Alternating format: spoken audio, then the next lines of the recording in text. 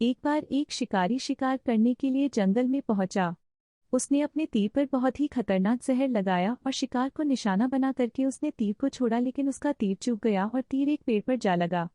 वह पेड़ बहुत ही हरा भरा और बहुत सारे तोते उस पेड़ पर रहते थे। जैसे ही वह जहरीला तीर उस पेड़ पर जाकर लगा, वह पेड़ धीरे धीरे सूखने लगा और उस पेड़ पर जो भी तोते रहते थे वह एक एक करके उस पेड़ को छोड़कर जाने लगे। उस बड़े से पेड़ के कोटर में एक बहुत ही बूढ़ा तोता रहता था, जो बहुत ही धर्मात्मा और अच्छे मन का था। सभी तोते उस पेड़ को छोड़कर जाने लगे थे, लेकिन वह बूढ़ा तोता जाता था, दाना लेकर के आता और उसी कोटर में आकर के बैठ जाता था, परंतु उस पेड़ को छोड़ने को तैयार नहीं था।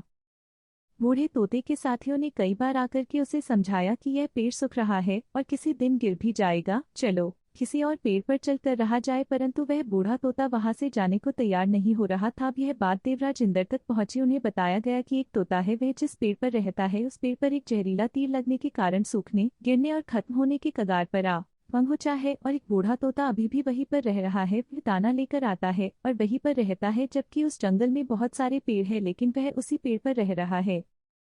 देवराज इंद्र प्रकट हुए और उस बूढ़े तोते से कहने लगे कि आप बहुत धर्मात्मा हैं, बहुत ही अच्छे मन के हैं, लेकिन आप इस पेड़ को छोड़कर किसी और पेड़ पर चले जाइए, क्योंकि यह पेड़ कुछ ही दिनों में गिर जाएगा।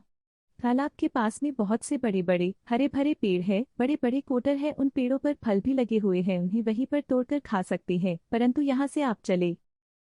तोता बोला, माफ कीजिएगा, इस पेड़ ने मुझे जीवन दिया है, शिकारियों से मेरी रक्षा की है, हर मौसम में मेरे साथ रहा है, ये कोटर मेरा घर है, यहाँ मैं पला बढ़ा हूँ, इस पेड़ को मैं छोड़कर कैसे जा सकता हूँ?